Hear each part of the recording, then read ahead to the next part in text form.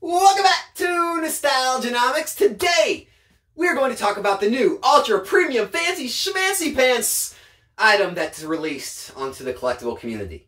And that is, of course, going to be the Magic the Gathering 30th anniversary. No, wrong hobby. That, of course, is going to be the Charizard Ultra Premium Collection Box. I've had a lot of people ask me what I think of it, and I think it is the one product that can single-handedly send us all to living on yachts drinking pina coladas. Or send us all under the overpass living with a guy who picks up cans for a living, asking for change from cars coming by, yelling at us, telling us to get a job. Which one is it? Well, I have my opinions on the product, and I'm going to get into those, but just know that I may have different opinions on what I think of the product and also the investment value or future potential of the product. So don't beat me up too bad when you hear that I don't like it. I don't like the product. I don't think it's a good product. And then the question is going to be, well, how many of them do you have, Alex, saying that? Well, I actually went down to my basement and I counted the stack of them I have stacked up to the ceiling, and I have exactly 0 of them. 0. I didn't buy any at release. I still haven't bought any, and not even certain I'm going to buy any at all. I may. All of you out there who did catch that deal from Sassiato at $69.99 on Black Friday, you all did very well. Let's hear some applause for all of you. You guys are the real heroes here, because that's basically a guaranteed positive investment for life at that point. But, yeah, I just don't like the product, and I'm going to tell you why. There's a simple why. It has no identity. It makes no sense. Let's go back. Let's go back. Let's look at other premium collection products. Let's look at Generations, Shining Legends, Dragon Majesty, Hidden Fates. Let's look at those products, all right? They were all centered around a set. They were all released with a set. In the product, you got the packs of that set. It all made sense. I mean, look at Shining Legends. You literally could not get all the Shining cards without getting the premium collection box. You had to get it for Shining Ho-Oh and Shining Lugia. It was the only way to complete all the set of the Shining cards.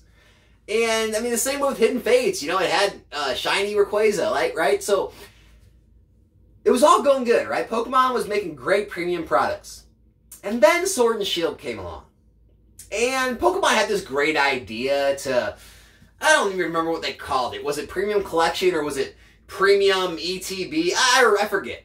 But Sword and Shield came around. Pokemon said, hey, let's just get a bunch of premium items, right? Let's just throw some metal stuff, and metal dice, and metal coins, and we'll throw a bunch of random packs, like more than a Elite Trainer box, but less than a booster box. We'll throw a bunch of random packs in this box, and we'll deck it out, make it look all cool and black. And then we'll put these 2 black and gold cards in there, a Zacian and a Zamazenta, and we'll sell that for tons of money, and it'll be great. People will chase after those gold and black cards, and the product will do great. How'd that product do? How's it doing? Right? Am I right? The reason is, it makes no sense. Why do we care about those cards? Yeah, they look cool. I get it. They look cool. But why do we care? Why do we care about that product? Why do we care about a bunch of random packs inside, right? It's almost like a random collection box with a bunch of random packs thrown in there and presented as this premium product because it has some metal stuff with it and some promo cards. It made no sense, and the market told Pokemon what they thought. We don't like it.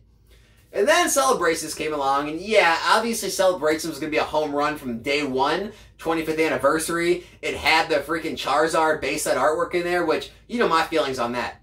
Any set they're going to put that Charizard base set artwork in, like Evolution, Celebrations, those sets are going to do well. And then you make it gold, and then you put the Pikachu in there as well, and then you put 15 Celebrations packs, and it was a great product. And then you make it scarce as all get out, of course it's going to do amazing. Now, I still didn't like how they threw random packs in with the Celebrations packs. I don't like this random, just throw stuff in a box thing.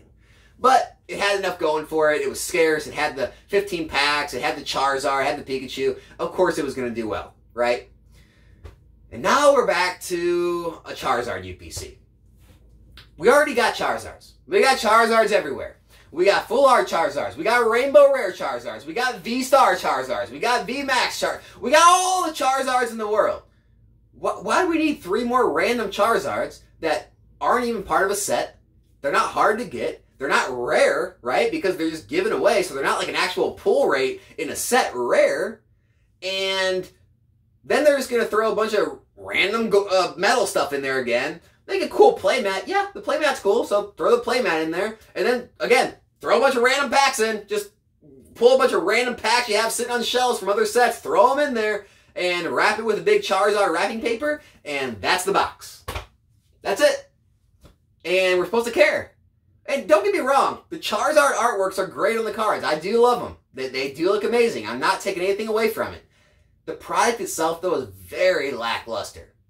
Now, with that being said, so do I think it's just going to fail and no one's going to make any money? You're going to lose all your money, be living under that bridge, under the overpass? No, not at all. Do I think it's going to go to the moon? Nope. Do I think it's going to do well? Yeah. Yeah. You know, I wouldn't be surprised with some $150, $200 box here in the near future. I wouldn't be surprised. Sure, it's way more printed than the Celebrations one was, but it's Charizard, right? And we got more demand than ever. And so, yeah, there's sellers on TCG Player or eBay with 50 available or something right now, but time will go on. You know, a few months will go by, and those will dwindle away slowly but surely, and if Pokemon doesn't do a reprint, they'll run out, and, you know, you'll see the prices go from, you know, to 110, 120, maybe 130, and, you know, maybe in a year or so from now, they'll be $150, $200. You know, maybe not, maybe, but, yeah, I can realistically see that. You know, it's kind of a no-brainer. Are you going to make money on it? 99.9% sure you will. Do I know the time limit? No. It's probably going to take a lot longer than the Celebrations one did because it was so low printed, so hyped, and, you know, came out of the gate so hot. But it'll probably take less time than like a regular set like Booster Box or something does. So somewhere in between that time frame on price movement. And so that's why I wouldn't be surprised in like a year, maybe a year and a half or so to see that over $150 box. And so if you're asking me, is it a good investment?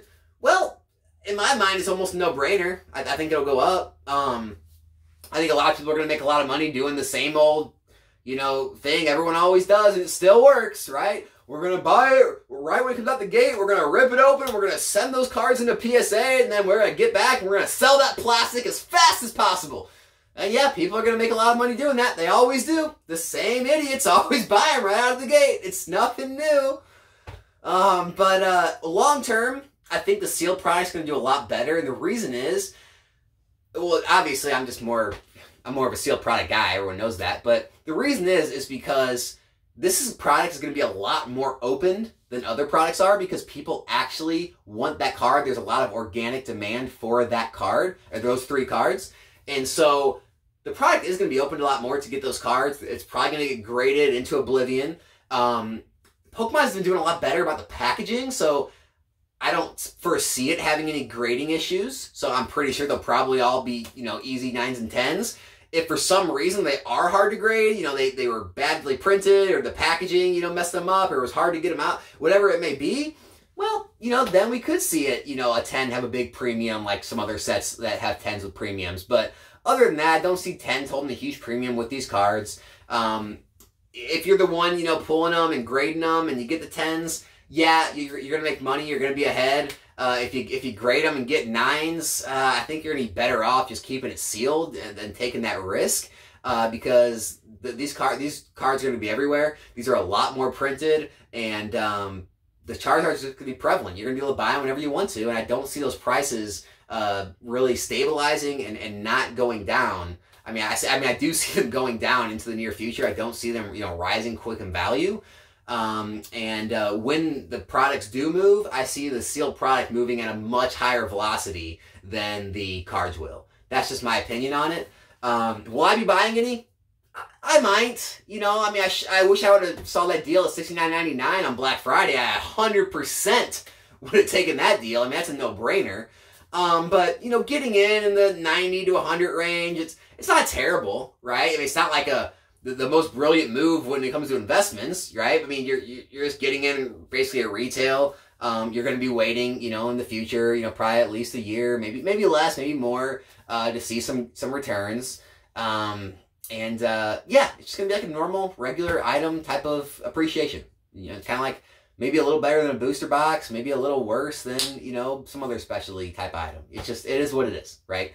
And so I know a lot of people, a lot of Charizard lovers, think I'm just hating on Charizard. I'm not hating on Charizard. I'm not hating on your product if you do have a bunch of them or if you do love it. I'm just trying to give a realistic viewpoint on what I see in the product and what I see for the future. Hey, and you can beat me up in this comment section. Maybe I'm wrong. I've been wrong before. Pokemon Go, right? Remember those videos? I don't. Right? But yeah, I mean, obviously, I'm going to get stuff wrong. I'm going to get stuff right. I thought Pokemon Go was going to come out of the gate hotter. It didn't. I think this is going to be a little lackluster. Maybe it won't be. But that's my opinions. That's what some of you out there wanted to hear. So there it is. Hope you enjoyed. If you're not subscribed to the channel, consider subscribing. And I will be back here in a new video soon. I'm out.